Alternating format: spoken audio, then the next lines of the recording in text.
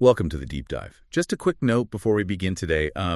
This deep dive covers a deeply sensitive topic. It includes some vivid descriptions from our sources that, some listeners might find challenging. That's right. Today, we're taking a close look at abortion. Our sources for this deep dive, they come from several different perspectives. We've got articles laying out specific arguments, scientific claims, and also a video from 2016 that's described as still relevant years later. And our mission here is really to unpack these particular sources for you. We want to help you understand the arguments, the facts, the experiences presented within them. It's really important to reiterate that the specific sources provided for this deep dive, they present a very particular viewpoint on abortion. So our role is just to lay out their arguments and their evidence as clearly and as impartially as we can. We're focusing entirely on the material provided. Right. No endorsing or refuting. Exactly. Not endorsing, not refuting their specific viewpoints. It's just about giving you a clear pathway through this material as it's presented. Okay, let's unpack this then. The sources dive straight into challenging common perceptions, don't they? They focus particularly on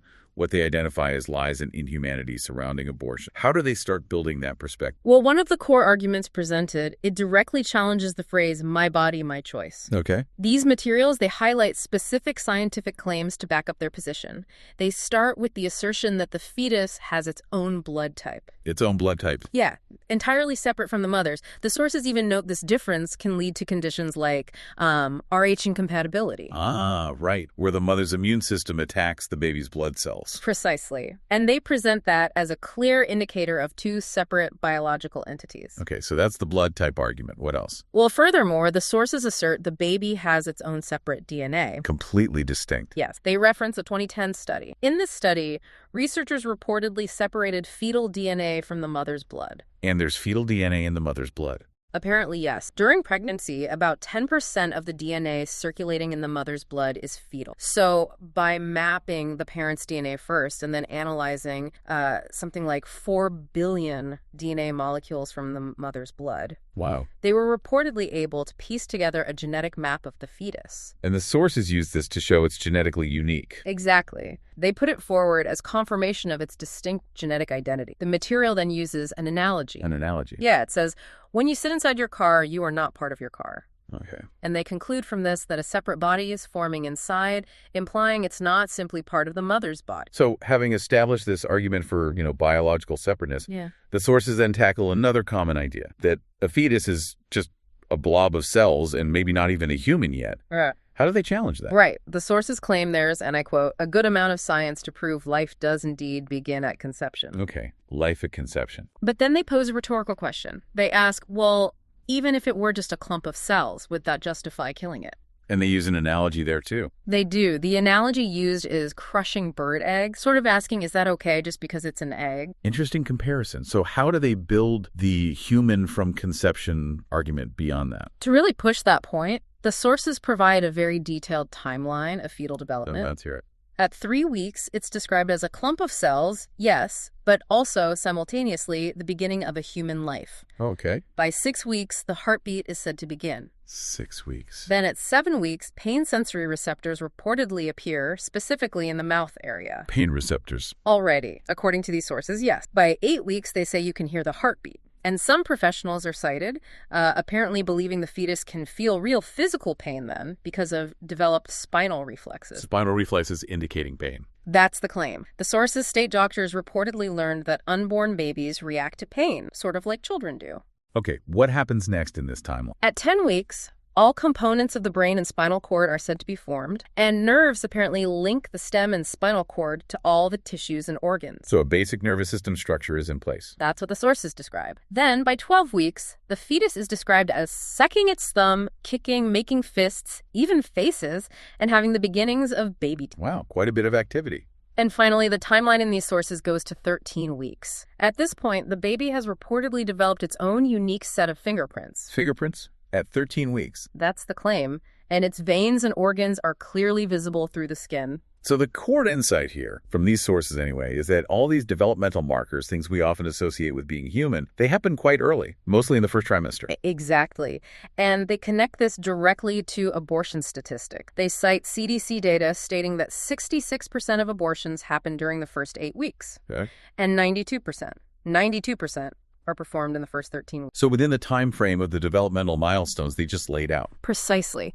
Within the framework of these sources, this means the vast majority occur when these significant developmental milestones are present. And their conclusion from all this. They conclude by asserting the fetus is a human being at any stage, and that, in their words, killing an innocent life is inhumane. And the sources don't just stop at the developmental science, do they? They get into the procedures themselves using personal accounts. That's right. They draw on accounts from medical professionals to further this argument about inhumanity. What kind of details do they provide? Well, they cite Dr. Anthony Levatino. He's described as a practicing OBGYN who states he performed over 1,200 abortions himself. He describes the most common procedure for pregnancies between 5 and 13 weeks, often called suction aspiration. Suction aspiration. How does he describe it? He details using something called a 14 French suction catheter. It's described as a clear plastic tube, maybe the thickness of a large straw, about 9 inches long with a hole at the tip. This is inserted through the cervix into the uterus. And the suction part. The suction machine, he says,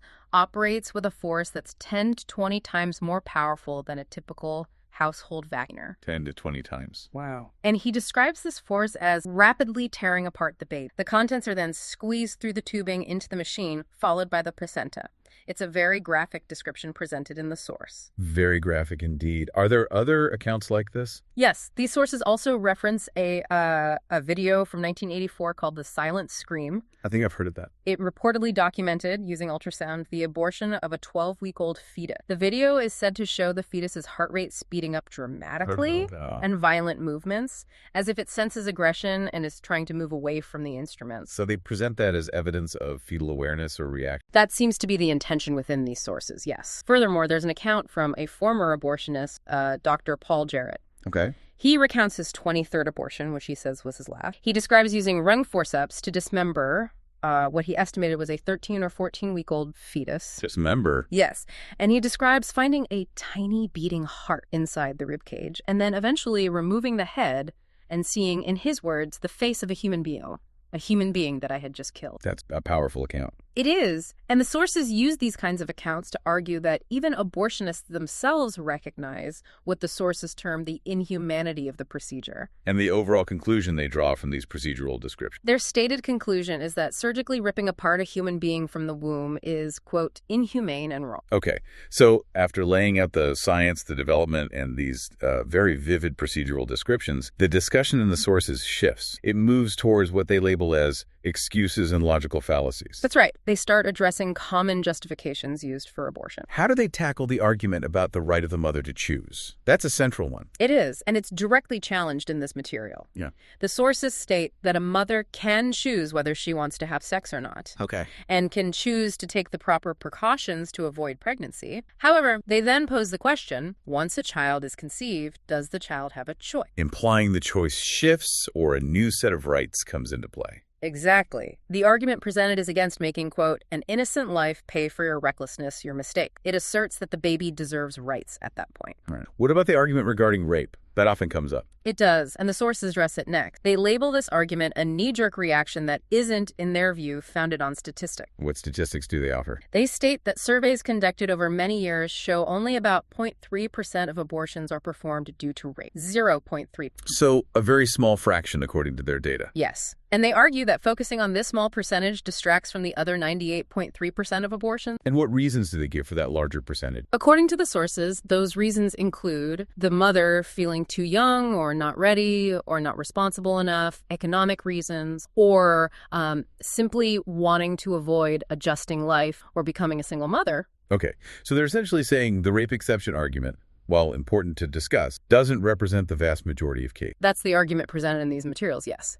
They make a similar point about the reason, what if the mother's life is in danger? How do they address it? They dismiss it as a primary justification for the majority of abortions, stating it accounts for only 0.1% of cases, according to their source. They call relying on this as the main argument ridiculously faulty. So statistically insignificant in the overall numbers is their point. Correct. That's how they frame it. And then there's maybe one of the more provocative arguments they address. What if the baby is born and has a bad life? How do the sources respond to that justification? They characterize this one as, quote, by far one of the most ridiculous arguments. Why ridiculous in their view?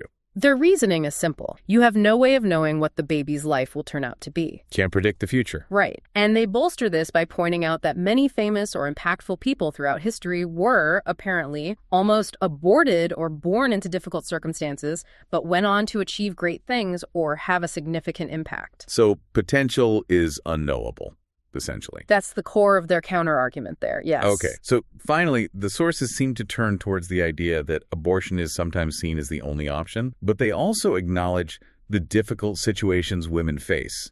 How do they navigate that? It's an interesting point. The sources explicitly express disapproval for people who refer to women who get abortions as baby murderers. Oh, look what? They state that many women in that situation are, quote, scared, confused, and honestly believe abortion to be their only option. So there's an acknowledgement of the woman's difficult position. So less condemnation of the woman, more focus on the act itself and the alternative. Exactly. And that leads them to highlight adoption as a very good alternative. What do they say about adoption support? The sources detail various forms of assistance potentially available for adoption. This can apparently include housing, financial help, counseling, and even having all medical and adoption fees fully covered. So they're presenting it as a viable, supported path. Yes. They conclude that section by reminding the reader or listener that there are other options available besides aborting and taking away the innocent life of a baby. Right. And wrapping it all up, what are the main takeaway points the sources seem to emphasize? The material really boils down to a few key summary points they reiterate.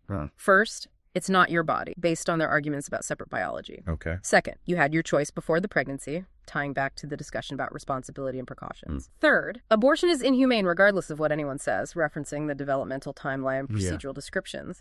And fourth, there are other alternatives highlighting adoption. So quite a comprehensive argument laid out from a very specific perspective in these sources we've looked at today. Definitely. We've walked through materials that present a very clear viewpoint, challenging common ideas, using vivid descriptions, and systematically attempting to debunk justifications they disagree with. Yeah.